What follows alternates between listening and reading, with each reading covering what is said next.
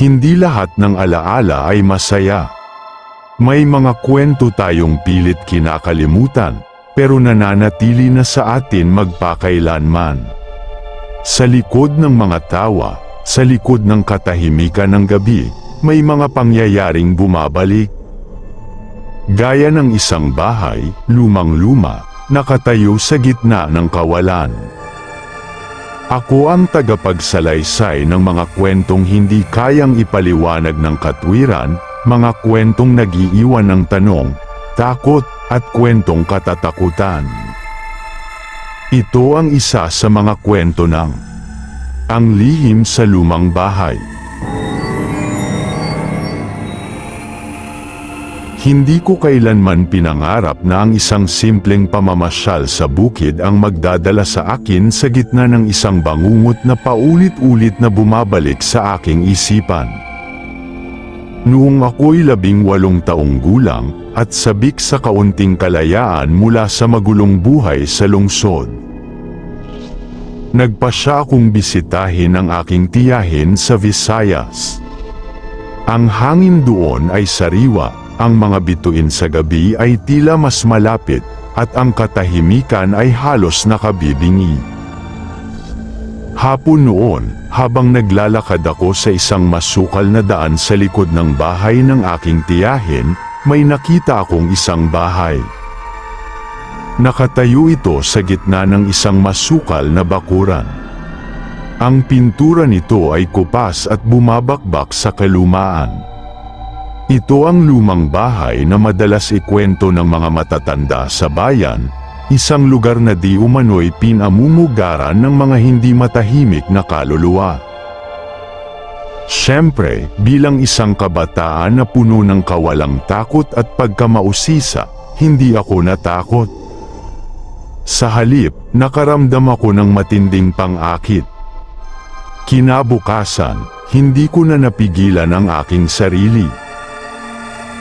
Sinigurado kong walang nakakakita sa akin, at dahan-dahan kong pinuntahan ang lumang bahay.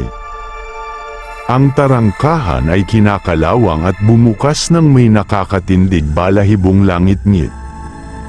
Ang damuhan sa bakuran ay mataas at tuyo, humahagod sa aking binti habang papalapit ako sa bahay. Nang makarating ako sa harap ng pintuan, napansin kong bahagyang nakaawang ito. Nagdadalawang isip ako, ngunit ang pagnanais na malaman kung ano ang nasa loob ay mas matindi kaysa sa aking pangamba. Dahan-dahan kong itinulak ang pinto at pumasok.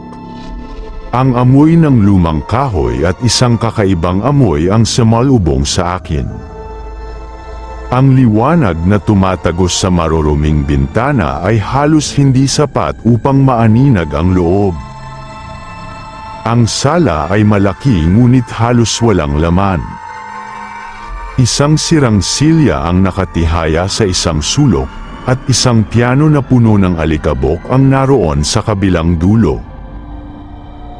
Ang mga dingding ay natatakpan ng kumukupas na wallpaper na may mga disenyong hindi ko maaari.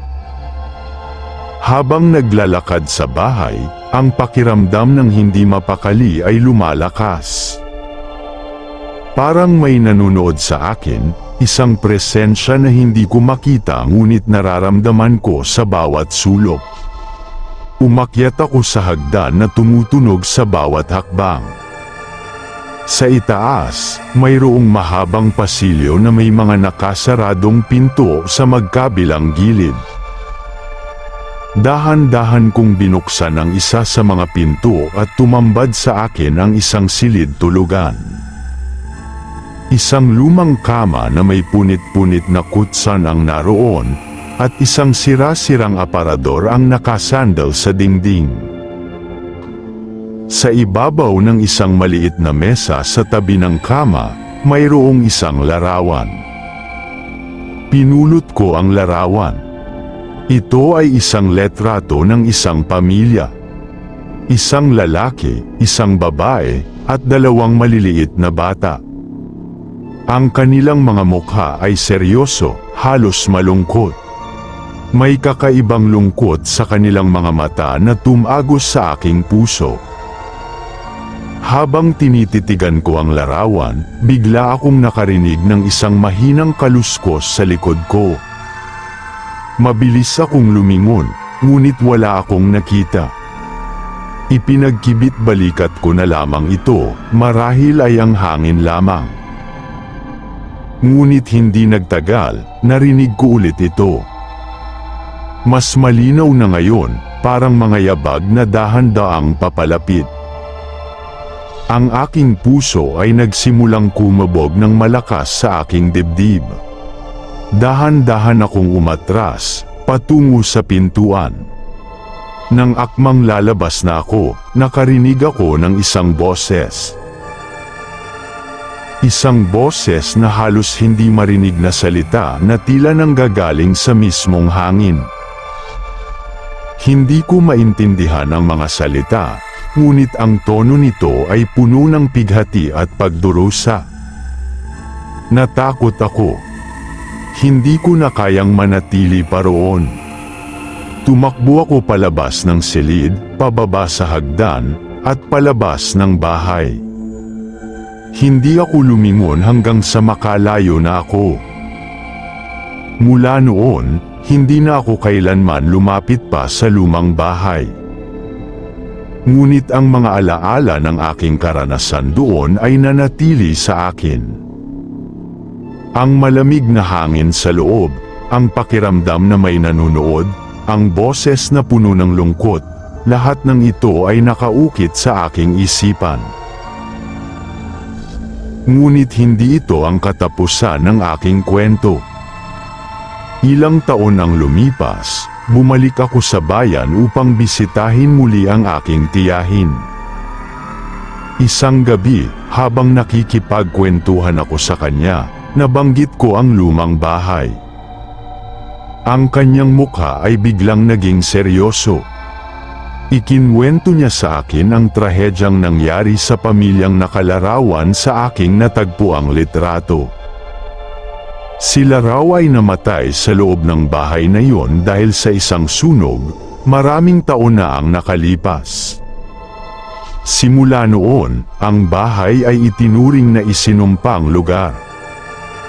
Ayon sa aking tiyahin, maraming tao ang nakarinig ng mga kakaibang ingay at nakaramdam ng kakaibang presensya sa loob ng bahay.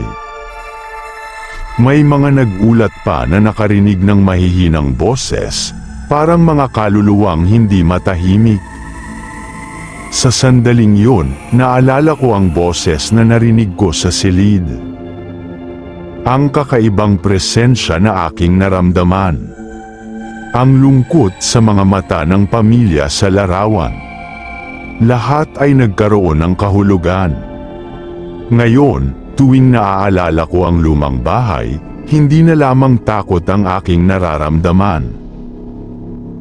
Mayroon ding halong lungkot at panghihinayang para sa pamilyang nawala ng buhay doon. At kahit na maraming taon na ang lumipas, hindi ko pa rin makalimutan ang lihim na nakatago sa loob ng lumang bahay, ang mga hindi matahimik na kaluluwa na patuloy na naghahanap ng kapayapaan. At kung minsan, sa tahimik na gabi, parang naririnig ko pa rin ang mahinang boses, isang paalala ng aking hindi malilimutang karanasan sa lumang bahay sa bukid. Hindi ko alam kung ano talaga ang aking naranasan doon, ngunit alam kong mayroong isang bagay na hindi maipaliwanag na nananahan sa loob ng mga kumukupas na dingding nito. At ang lihim na yon ay mananatili sa akin magpakailanman.